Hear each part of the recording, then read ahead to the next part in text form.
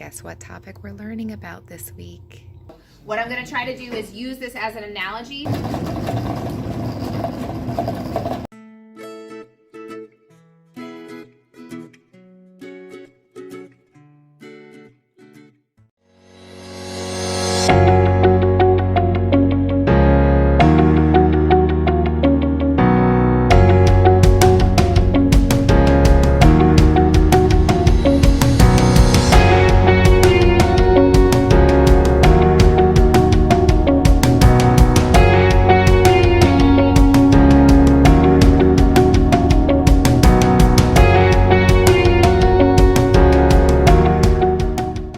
Good morning and happy Thursday.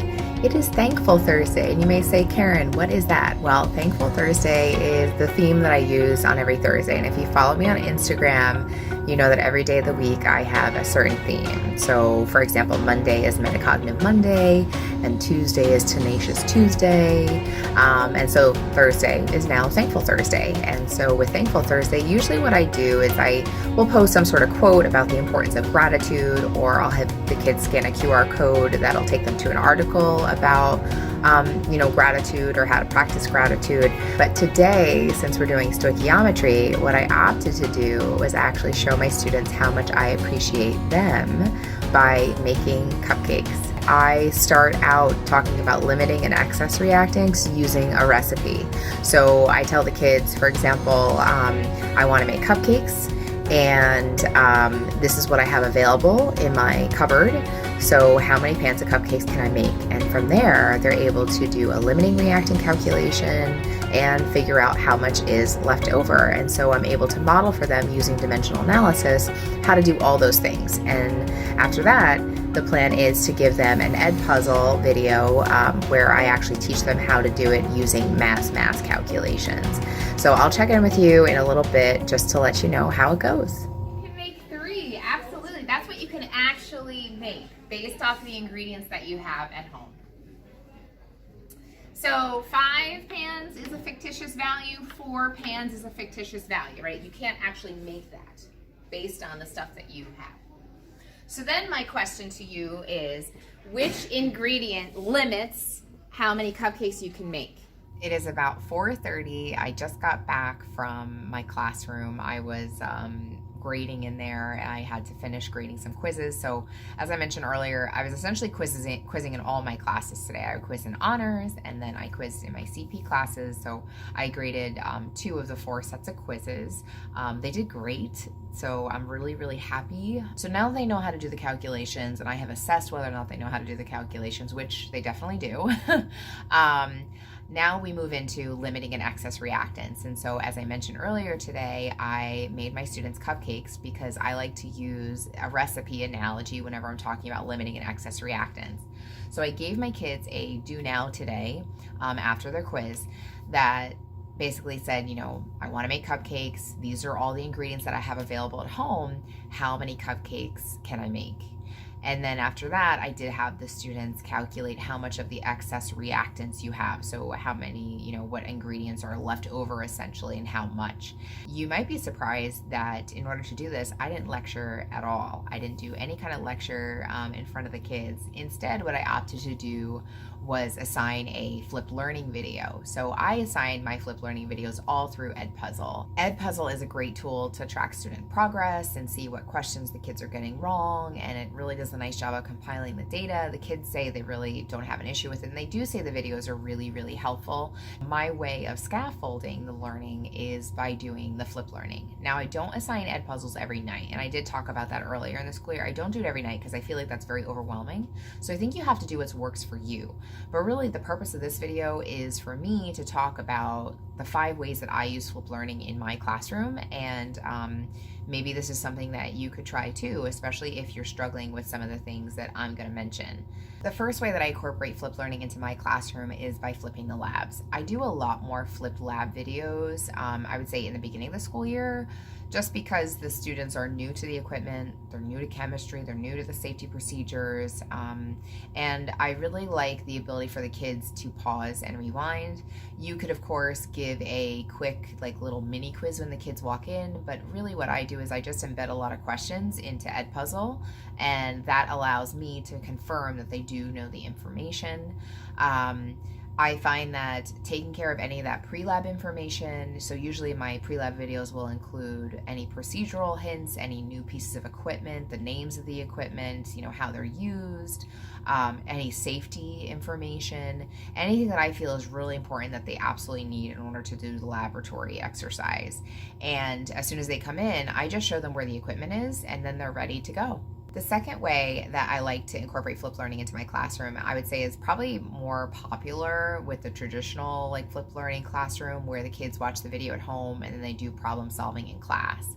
So the idea is that the kids watch the video at home, right? That's the most passive form of learning, and then they come in and there's a bunch of problem solving. So the kids will do, for example, whiteboarding, or they'll do a worksheet, something that allows the kids to engage with the content and practice with the content. And while they're working with those things, I'm just walking around and assisting them.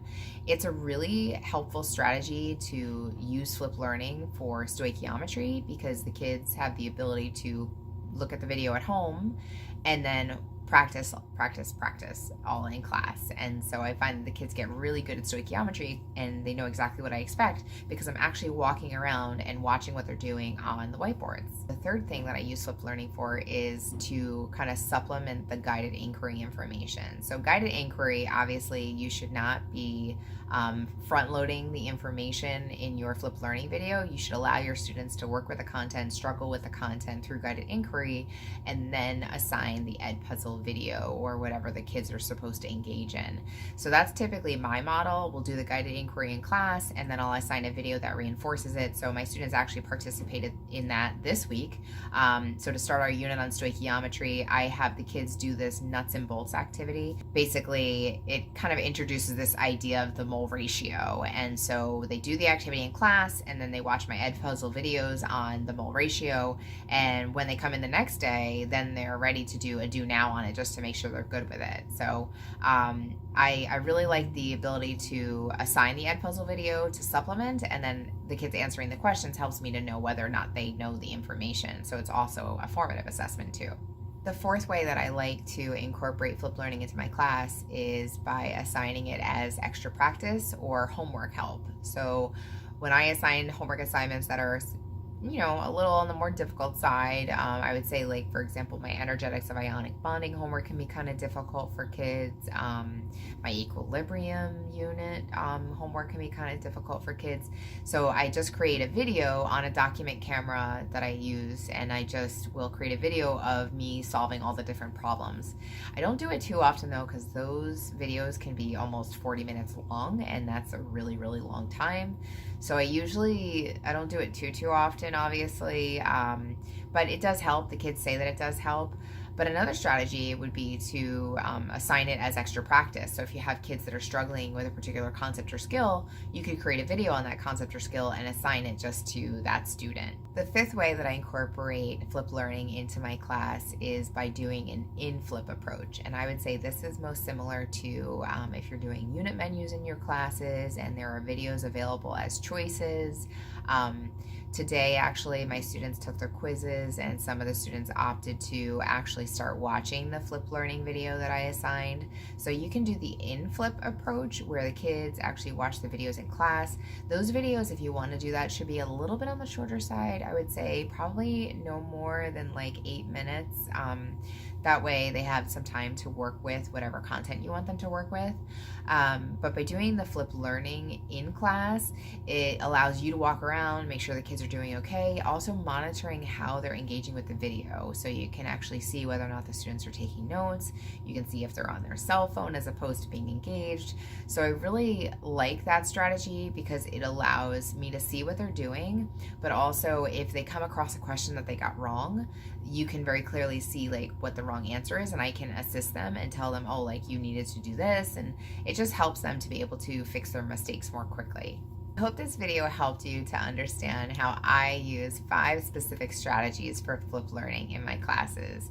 Again, at the end of the day, you have to do what's best for you and what's best for your kids. There's not a one model in which the flipped learning has to be done. It's really up to you. Whenever you feel like you want to relinquish control to the kids, where you feel like it would be more appropriate for the kids to pause and rewind and to give them any kind of formative assessment, flipped learning is a fantastic option. If there are any other strategies that you use to incorporate flipped learning into your classroom, I'd love to know what they are. Feel free to leave a comment down below. I hope you had a great week with your students, and I hope you have a wonderful rest of your weekend. Thank you so much for watching.